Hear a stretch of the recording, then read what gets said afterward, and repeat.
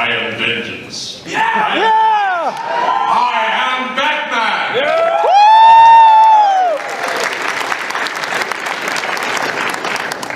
Welcome back to Dallas Comic Con. Thank you. We had you here this time last year? 2 years ago. 2 years ago? I think it was. Yeah, that's right. Last year. Was it No, last it year? was last year. Wow. Yeah, it was a month before my book on the psychology of Batman came out. That's right, I remember. And well, you've been doing a lot of promotion for this over the course of the years, I imagine. Yeah, there's a new, I can talk about it now. We've been working for about 9 or 10 months on the next Arkham. Yeah! And yeah, it'd be better if you wanted to come down. We were all, signed these contracts that we weren't allowed to talk about. The studio likes to completely control the rollout of any product. So they don't like any of us to talk about it anymore. So it's now been announced, and it's an unbelievable game. I still can't say anything about it, because I would give it, I go, no, you don't want me to anyway, because it would ruin it for you. But it's amazing. It's a huge cast, and a big story, and it took almost a year to write and put together. They've been working on it for a long time. Those games are huge in what they're doing. Yeah. And it's something very different for superhero video games. Well, it's new for everybody in the business. I mean, the studios are making as much or more now from games as they are from feature films. Arkham made something like $100 million in the first month. Yeah. I mean, they made huge money. None of which the actors see, of course. We're just slaves to the cause. But what's interesting about it is it's not why you become an actor. It's interesting. It's like life throws curveballs at you, and you just got to hit them. The business has changed so much that I've had to constantly kind of morph into what, different kind of identities as an actor. And doing games now is totally different than doing the dramatic shows like Batman, the animated series, the animated shows, which is totally different than doing live action television. The gaming is literally 4-hour blocks of time alone in a booth where you have to feed yourself your energy. You have to keep your character alive yourself. You have no input from the other actors. And you do each line 4 or 5 takes, and then they want 4 or 5 readings of each line. And then they want it with a little bit of irony. And then they want that irony with a slight anger. Okay, now keep the irony and the anger and give us a little more attitude. By the end of the 4-hour block, you're ready to pull out your hair. And then you get an hour for lunch, and then you go in for 4 hours again. And this goes on day after day after day after day for a couple of weeks at a time. And then they go off and they rewrite stuff, and then they bring you back in, and they do it again for 2 weeks. The challenge is keeping the character alive and fresh and real without getting any input from anyone else. You're in a vacuum. And keeping the voice accurate and true, because the audience, you guys, are so sophisticated now about animation and about the quality of the sound and the visuals, that if anyone screws up, you hear it in a second, and we hear about it. So you can't lie anymore in these things. You can't kind of fudge it. The audience hears it right away. So the challenge for me in doing the games is keeping it real, keeping it fresh, and not losing my mind. Because when you originally did Batman the Animated Series, they would have the actors in a room together, and you'd be interacting. That's the wonderful thing about Warner Brothers. And Andrea Romano, who's this great director who did all of the Batman stuff. She's done all the Animaniac stuff. It's just kind of the gold standard of directors. she insisted on having the cast entirely together in a room. Now, and that's also Warner Brothers, they like that. It's a little messier because you get 6 or 7 actors in a room together and they act like children. They do, but you want them to act like children because it's what keeps it alive, what makes it interesting. You get a lot of nonsense and you get a lot of attitude and ego, but you also get a lot of really interesting performances. And then you edit out all the attitude and the ego and you end up with the really fresh, wonderful, inspired moments. Disney and other studios don't like dealing with all that messy stuff. So they tend to bring actors in one at a time and you record alone in a booth. And I just think the performances are much more antiseptic and not as interesting. Which is one reason that Batman was such a great show. And it was just because we were all giving each other so much. And then, interestingly, word went out in Hollywood that there was this great show being done at Warner Brothers, and everyone wanted to come in and do it because they heard they're doing like a radio play over there. Everyone's in the booth together. So we started getting these wonderful actors who had never done this before. And it ended up being kind of a unique cast where there were a lot of voiceover people, but there were a lot of television and film people too who'd never done it before, which made the mix really interesting.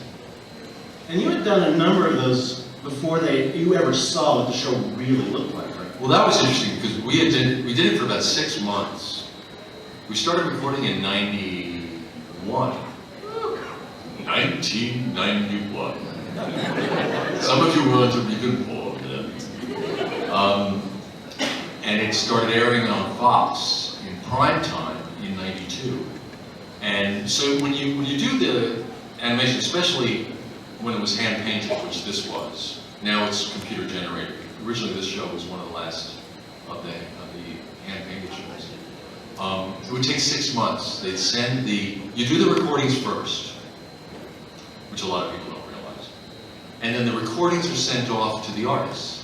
And the artists do the general story painting. Then it comes back from the artists, and there's what's called extra mouth flaps. Because they're literally creating animation for, art that has to match the soundtrack. It's a little off. So there are extra mouth flaps in, or they don't have mouth flaps where you wanted to have lines. So you have to adjust it. It's a process called ADR, where you sync the soundtrack with the visual. And then that synced soundtrack goes back to the artists, and it's cleaned up again before it gets on the air. So it's a long process. So there was that 6-month period in that 91 when we were recording them before they came back from the artists, recording episodes. So there were a lot of episodes recorded where we were just using our imaginations. We had sketches of what it was going to look like, but you don't really know what a movie's going to look like until you see it. So Mark and I, we love telling the story. He's an amazing actor, by the way. But we were Mark Hamill. We were doing all these episodes together, and they went off, into the ether to get painted. And then 6 months later, we had our first ADR session where we were going to sing. So it was the first time we were actually going to see what Batman the Animated Series was going to look like. We're sitting in a studio in Warner Brothers, and they had it on a big, like a feature screen projection. And whoosh, this soundtrack comes up, the full symphony score, which they hadn't done for an animated show before. And then the color, because it's all painted on a black backdrop, so the colors were like bouncing out of you. And then there was this film noir and this beautiful artwork and these dramatic graphics. And I looked at Mark, I said, did you have a clue that this is what we were doing? He said, not in a million years. We were both just like sitting there with our mouths hanging open, that this is what we've been working on. So we were completely shocked. And we knew then, when we saw it that first day, we said, we're a part of something that's really going to blow people's minds. This is going to be, a big, big show. And then from then on, the audience found out about it. How did that job change for you over time? Well, what changed for me, actually, because, you know, actors always like to make things more difficult for themselves, because it just makes your life more interesting. And it made sense to me that Batman, well, one hook for me into the character was that Batman wasn't the performance. Bruce Wayne was the performance. I decided early on that an interesting way of approaching the character was that he is so damaged by what he saw as a child. He's so crushed inside, destroyed inside by watching his parents get murdered, that he literally becomes this dark personification of a bat. You know what I mean? He goes into this dark place. And it just made sense to me that that's, because, you know, all of us have a private self and a public self. Everybody does. We all, no matter who you are, everyone has a face they present to the world and a face at home or private. His became so dramatically broken that the public face was like a suit I decided he was putting on. And I thought, oh, what if Bruce Wayne is the suit? What if it's not, he's putting on a mask and a cape and a cowl and becoming a Batman, but he's taking off his true identity and he's putting on this suit, this armor of a businessman, and he's making himself this dashing, sophisticated bachelor to navigate the world. So many people do every day. They put on this, what society tells us we have to behave like to function and to be successful. And I thought that's interesting. So Bruce Wayne's the performance. So that made the voice for Batman for me much more, it became very organic and very easy to be there. But it also made me want to make the Bruce Wayne voice more dramatically different. So in the early episodes, before we'd seen anything, I was playing him almost like a David Niven character. I was really being a playboy. There was a lot of sarcasm, there was a lot of humor. You know, a lot of laughing, a lot of making fun of things. I was always looking for the humor and stuff. I used a lot of my upper voice register. And it was really interesting. It was an interesting dynamic that the character was that dramatically different. But then, when they realized how dark the show was, the overall palette of the show was so dark, that light quality in Bruce Wayne was jarring. It just didn't fit in that world. So they had me actually go back and re-record the first, like maybe six episodes of Bruce Wayne. They liked the idea that it was two characters, they liked the idea that there was a dynamic difference in the voice, but it just had to be really subtle. It really had to be toned down. And I understood why we had to do that. So that was one big thing that changed. And we only realized that after he came back from the artists, and we saw how dark it was. And suddenly there was this, you know, David Niven type character, you know, laughing a lot in his scenes, and it just didn't make sense. So that toned down. But the Batman quality was perfect for that world that they were creating. So. And how have you felt about how other people have done their Batman voices on screen? Well, I think that other people have come to the same conclusion I am, that you have to do two voices, that you can't be the wealthiest guy in the city, the most eligible playboy, the most successful businessman. You can't be the Bill Gates, the Steve Jobs, the Michael Bloomberg, all rolled into one of Gotham City, and put on a mask and no one know who you are. You know what I mean? It just, that's asking the audience to suspend too much believability. It's just ridiculous. So it has to be a much more convincing disguise, which is why I did the two voices. So I think a lot of the on-camera people, once they saw that, realized that that made sense. It made a lot of sense. It has to be a much more convincing disguise. So that's led a lot of the on-camera actors to come to the same conclusion.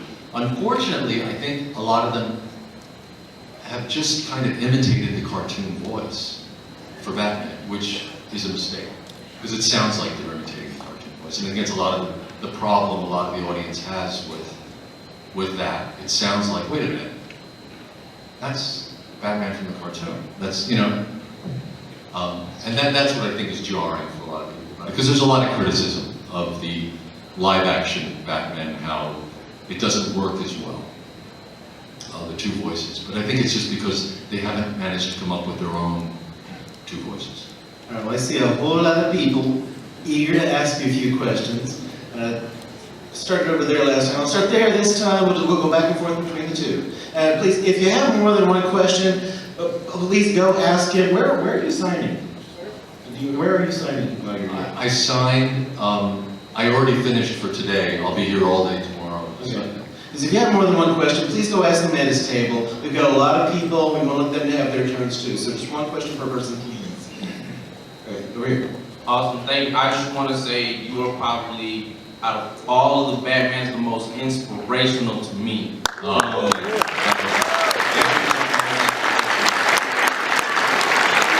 much. I appreciate that. And one thing I want to ask you, in the one episode where they had chasing the Croc, and you go into the, I think it was when they were all different, there was a little boy seal, and that one episode, how did you feel that was so inspirational to people who are different in the world? How did it make you feel when you saw it? How it could reach out to anyone who looks different from normal people. How did it make you feel to be Batman acting and seeing that, how you reached out to someone? The episode where Croc winds up in a freak show? Thank you. Okay. Yeah. That's been one of the really wonderful things about playing the character, is that people relate to him so well. You know, he hits people in a very personal place, psychologically. And to be a part of that with so many people has been such a challenge and such an honor, really. And what's wonderful about Andrea is she started out as an actress, which a lot of people don't know. And so she really knows how to talk to actors. And I think one of the reasons she cast me in the role was because she just appreciated not just the voice that I made. For her, it's not just about making an interesting voice. It's about the soul that you bring to it, and Very much so. the way you approach the character. There's so much more than just a voice. You can hear when someone's just doing an interesting voice or a goofy voice, or, you know. It's different if you're really coming at it from the inside out. And Andrea really pushes you to go there. When it's not really genuine, you go, let's do it again. Okay, let's do it again. Okay, look, why don't we just leave this line right now and we'll come back to it at the end of the session, fresh. Because what you're doing is great, but I know that you can be brilliant. You know what I mean? She'll just go for it and go for it and go for it. Which is great to have someone who isn't satisfied and pushes you to that. But that element of Batman being the other in society, he's the other.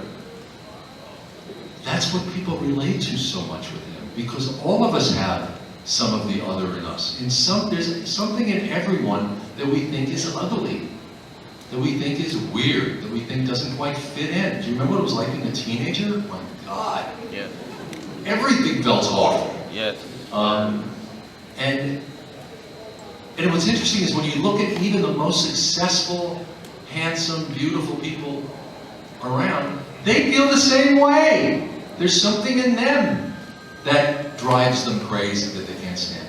And Batman is that. He's that guy. He lives it. And he turns it into something so heroic. That's what's so cool about him. There was an incident in New York recently where a man fell, had like a stroke or something, fell on the subway tracks. And he was stumbling around down there. And everyone on the platform was saying, "Get out, get out, get out, get out." And the guy was an old man, and he was like, I don't know if he hit his head or if he had a dizzy spell or something, but he couldn't. He just kept getting up and falling down, and kept getting up and falling up. And this one guy thought quickly enough. He jumped on the tracks, and this is just Joe Schmo. This is just, average Joe. He jumped on the tracks, and he laid himself on top of the guy in the bed between the two railroad tracks. Because it was too late to get out. The train was coming, the lights were there. And he put himself on top of the other guy, shielding his body with his body, holding him down, so the guy would stop trying to get up. And the train went over both of them. And they both survived. And when the guy was asked, "Why did you do that? You threw your life away for a stranger." The guy said, "How could I not? Somebody had to do it." It was such an incredible reaction. I thought, that guy is a hero. That's a hero. He just risked it all, and he saved this guy's life. That's Batman. And that's why people relate to Batman. He is a true hero. He risks everything for strangers, because how could he not? He could not. It's in his DNA, like that guy in the subway tracks. Over there. I heard there's an interesting story about you helping out during the 9/11 attacks. Is that true? And could you please tell it? Yeah, I live in Manhattan, and the wonderful thing that happened after that horrible day was that you've all seen pictures of everyone running away from Ground Zero with dust all over them. What you don't see are pictures of what happened the next morning, which is everyone running back, or even earlier than the next morning, a few hours later. New Yorkers are wonderful people. There's a real sense of community there. It's like a big, small town. So they had so many volunteers, they didn't know what to do with them. There were people crawling all over what they called the pile.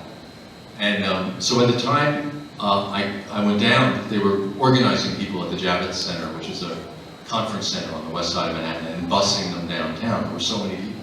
By the time I got there, they said, "We have everybody we need. We have all the tunnelers, we have all the diggers, we have, we don't need anybody." And then they said, "Well, what we really need right now," he said, "we're setting up this huge restaurant, which we've commandeered a couple of blocks from Ground Zero to feed everybody. We've had to set up like a little city down there to feed thousands of people who are crawling all over this thing.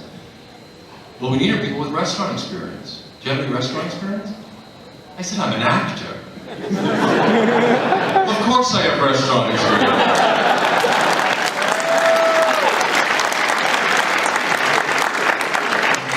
I said, "What do you need, waiters or cooks?" Or what? They said, "Wait a minute, you cook?"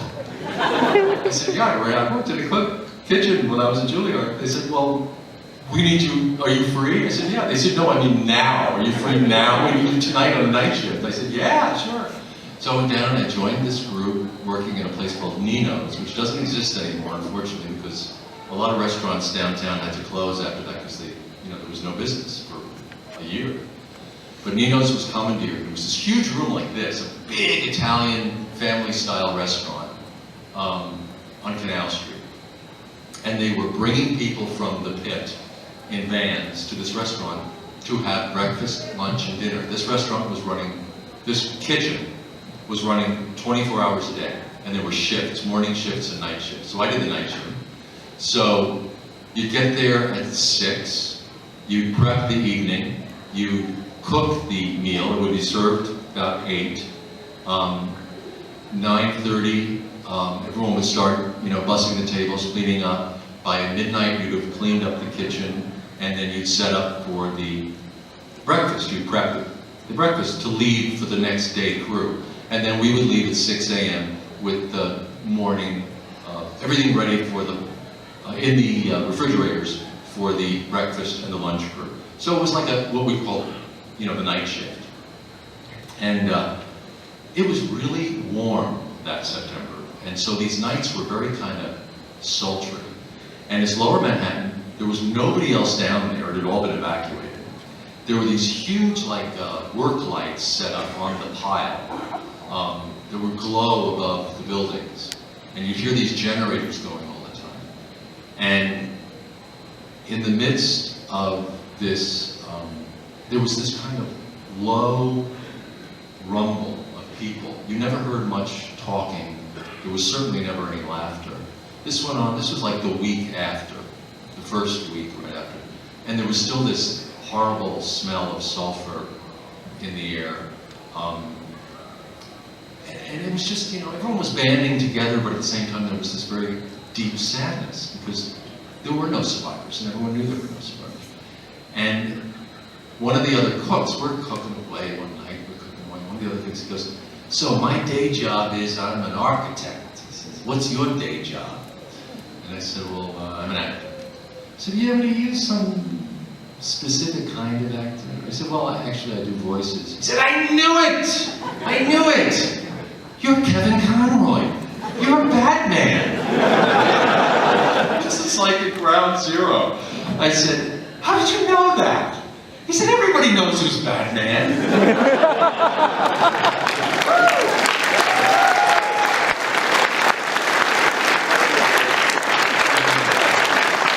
I said, no, everybody does not know who's Batman. He said, this is so cool. He said, can I tell the guys, can I tell everybody who's been cooking there? I said, no one's gonna care. He said, you are crazy. He said, watch this. So he was out in the dining room and he goes, now, pardon my language, I'm about to use some fireman talk, which as you know is saltier than what we speak. Guys, you're not gonna believe who's been cooking your dinners all week. It's Batman. Bullshit.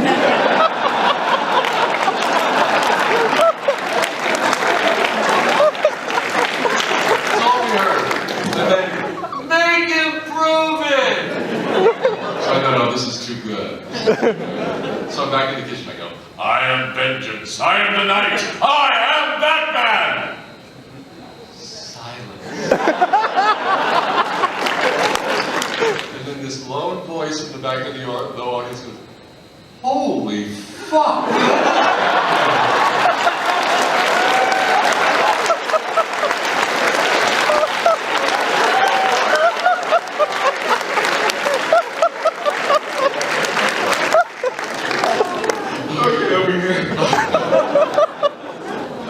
I've been watching the Batman animated series since it first came out in '91, and I have to say, no disrespect to any other actors, voice actors, you are the definitive voice of Batman, bar none.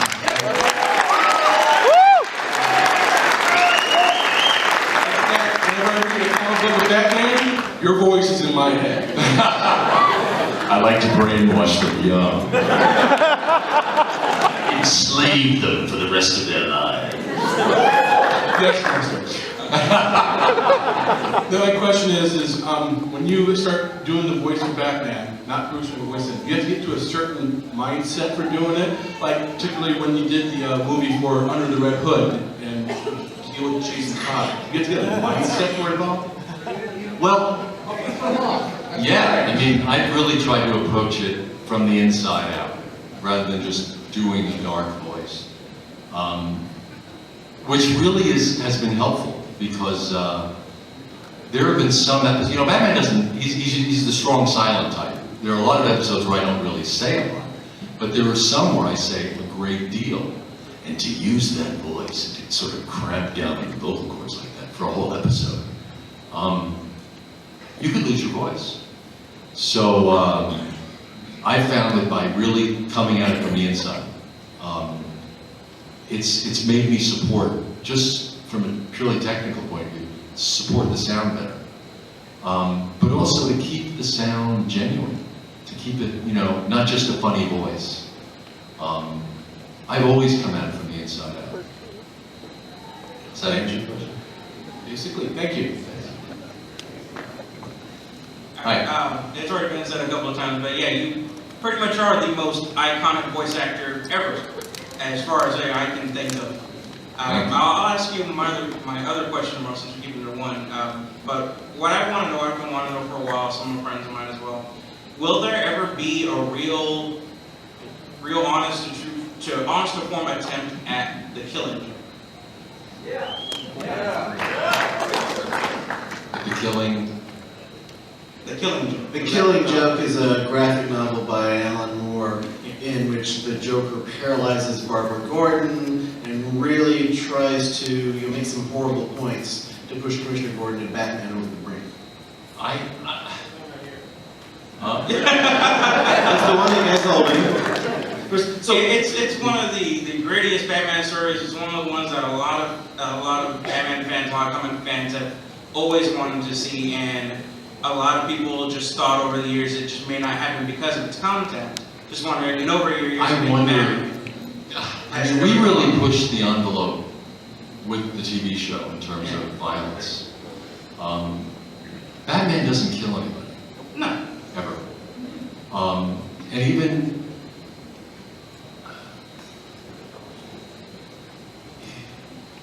he was sort of the first MacGyver. You know, he uses his mind to catch people. And when it gets that graphic, it would be a hard story to tell. It would be interesting to see them do it. I can see why they haven't done it. It would be really hard to... Well, some of the grittier stories, like Under the Red Hood, they have people other than you do the voice. Is that partly so they keep people from getting confused and thinking it's part of the Batman the Animated Series continuity, or is it stunt casting? No, it's stunt casting, and it's also just directorial choice. Sometimes directors want to work with another person. But they've been very careful about how far they go with Batman in terms of graphic violence. Because it could get really crazy and scary. Even, you know, originally, the Joker was played by Tim Curry in the first, like, 5 episodes. And he was wonderful. He's a wonderful actor. But he was scary, like, give kids nightmares scary. He was really scary.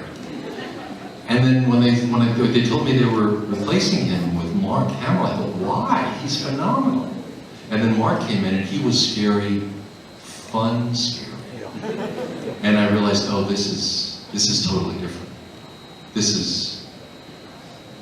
is for a wider audience, you know, because there's a young audience and there's a mature audience, and it made his insanity fun, whereas Tim's insanity was really scary. So I think in pushing the envelope on the violence and in stories like that, I can see why they haven't done it. I would love to see them do it. It'd be interesting, but I can see why they haven't. It'd be hard to do. Yeah. Over here. Hi. Don't want to sound redundant, but just want to say thank you so much for coming to Comic-Con and being so great to us fans. Thank you.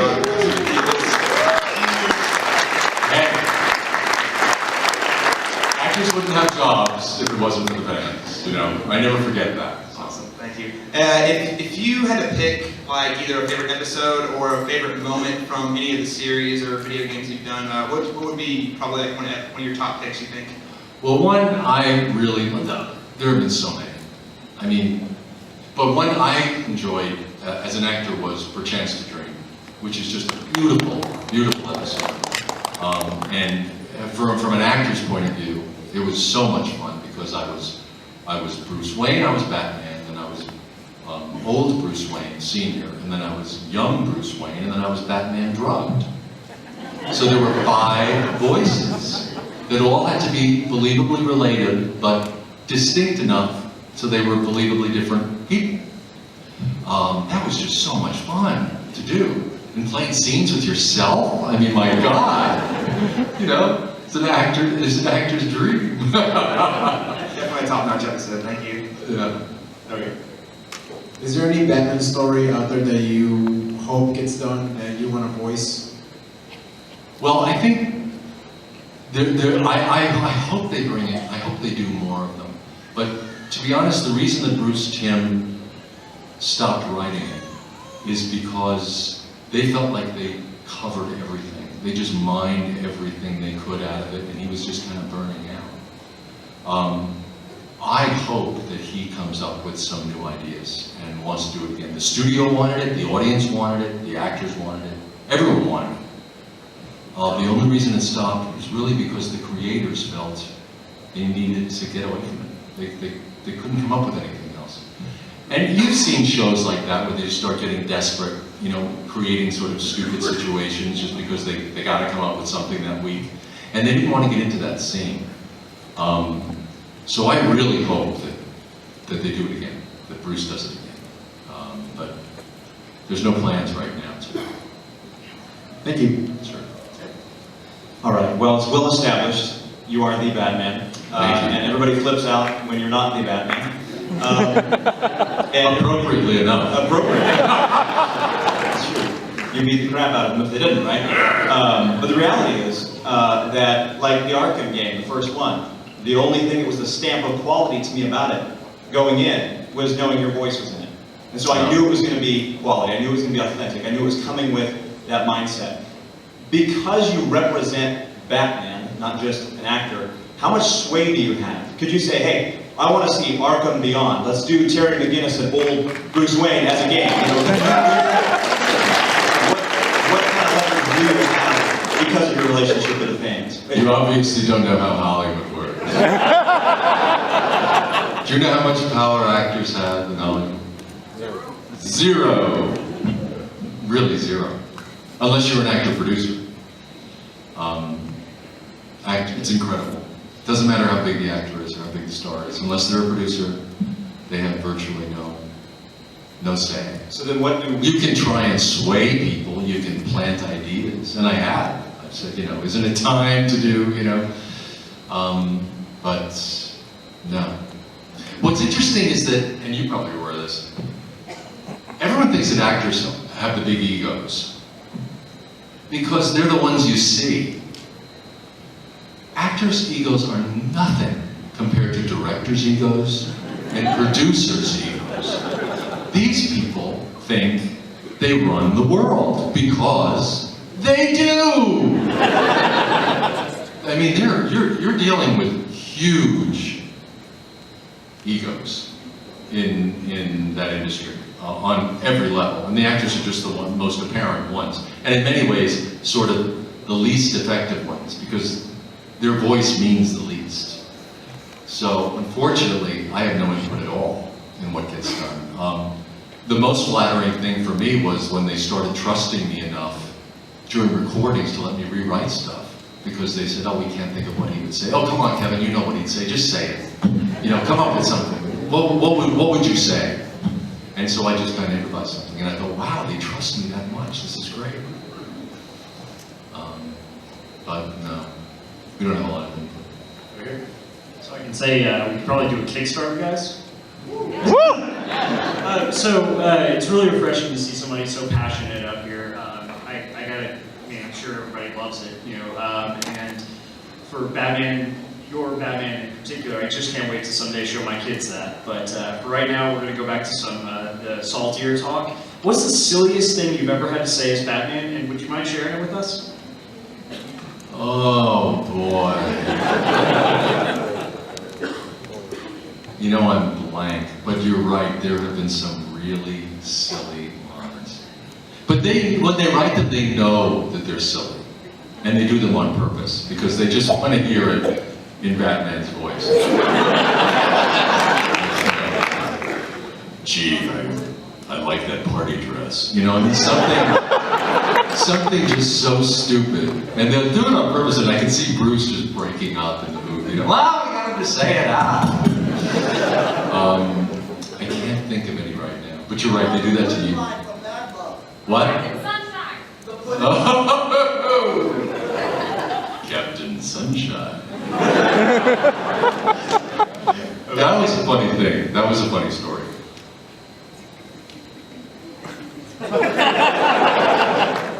Does everyone know Captain Sunshine? Okay.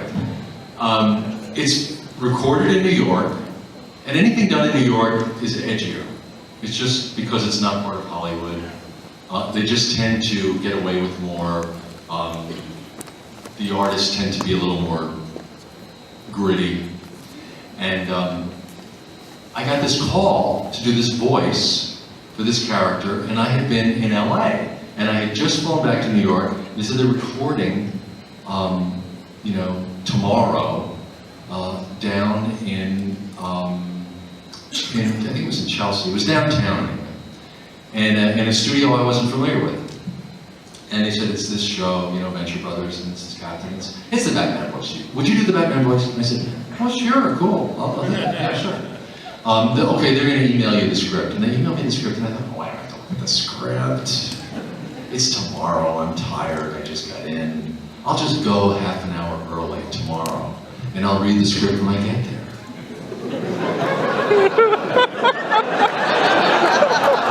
So I got a half an hour early. I said, hi, I'm Kevin Conroy. Oh, Mr. Conroy, yes, the script is great. Oh, good. Did you get it emailed? Oh, yes, I got it emailed. Oh, yes, I'm familiar with it. Thank you. I just wanted to freshen up on it a little bit. Can I sit over here? Sure. I'm looking at it and I go, holy crap. Because it's a superhero who, has special interest in his sidekick, shall I say. And intimate relations. And I'm thinking, oh my God, I can't. Warner Brothers is gonna kill me. It's really funny, but I can't do this. Of course a New York writer would think this up. This is so un-Hollywood. This is I can't do this. And I'm thinking, Kevin, come on, you're an actor. Come on, it's fun. Be creative, go for it. No, they'll kill me. So I went up to the receptionist. I said, I have to put some more money in the meter down the street. I'll be right back. And I left the building. And I'm walking towards I'm literally walking out. Of course, it's New York. I didn't drive. I took the subway. But I told her I had a car downstairs. And I'm walking down towards the subway. And I thought, oh, come on, Kevin. You're an actor. Of course you can do it. Go back. Do it.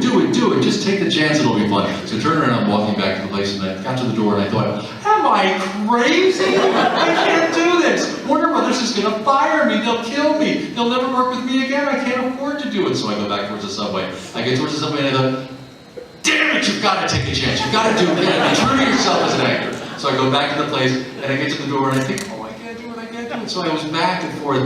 Finally I thought, screw it, I'm going to do it.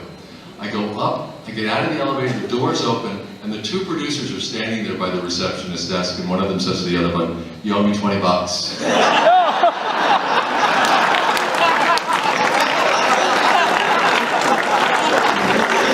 They knew exactly what I was doing. I think they were probably leaning out the window going, well, there he goes, well, he's coming back. Oh, there he goes again. They all knew. Look, money. You owe me $20. Okay. I'm going to piggyback that last guy's question about about doing something different as Batman. Something that no other Batman live or animated has done is sing.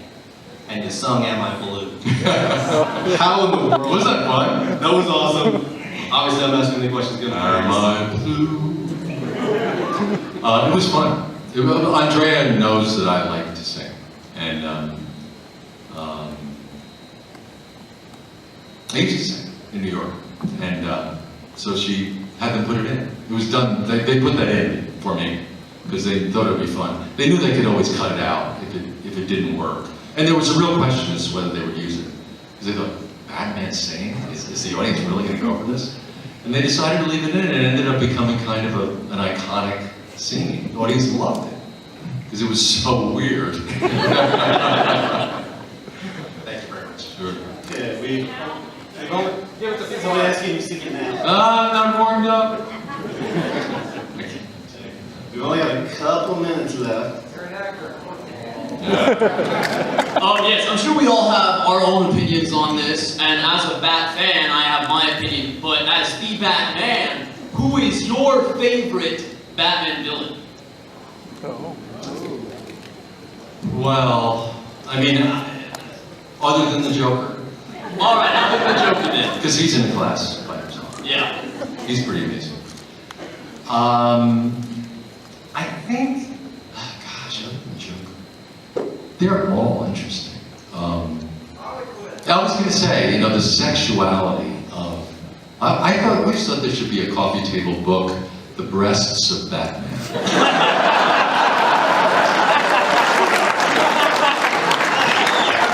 Because the villainesses in Batman, let's face it, they're pretty amazing. And Bruce didn't think that was a good idea. But, no, I seriously told him we should do that.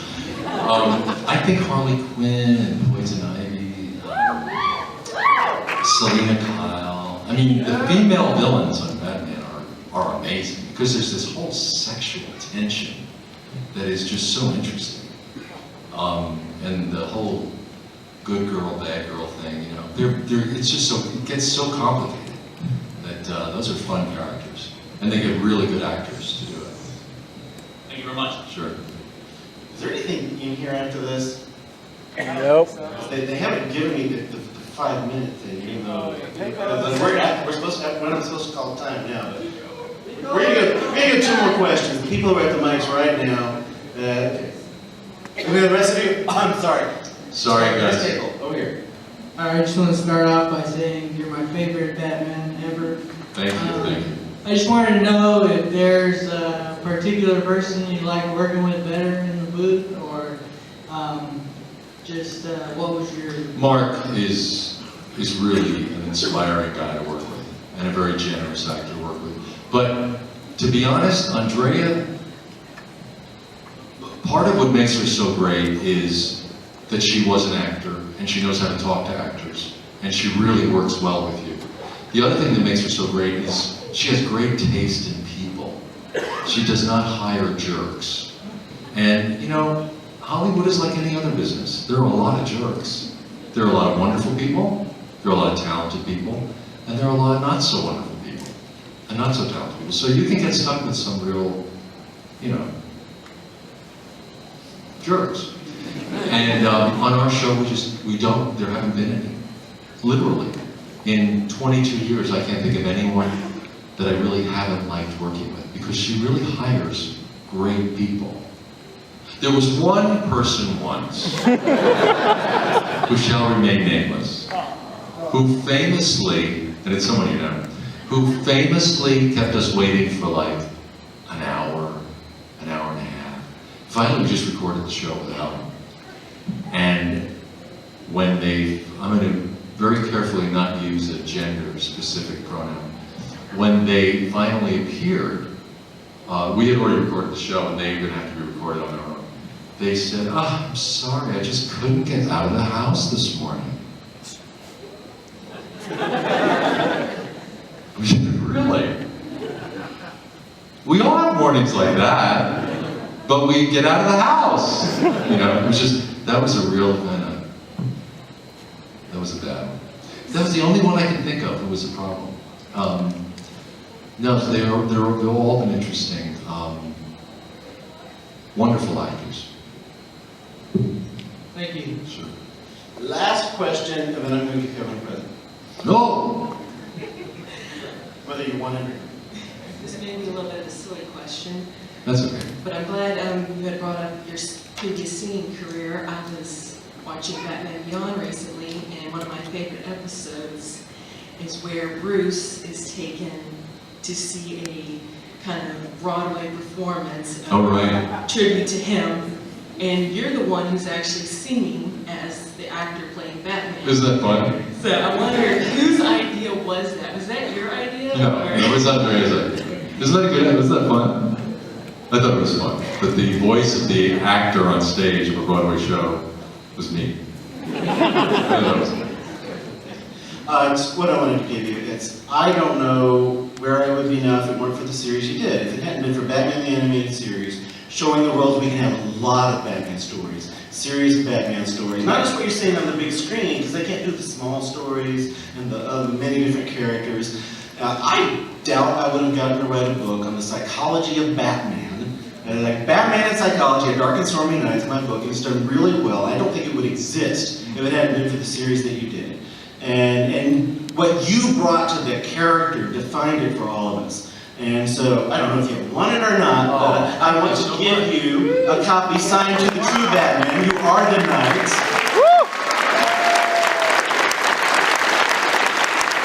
Thank you very much.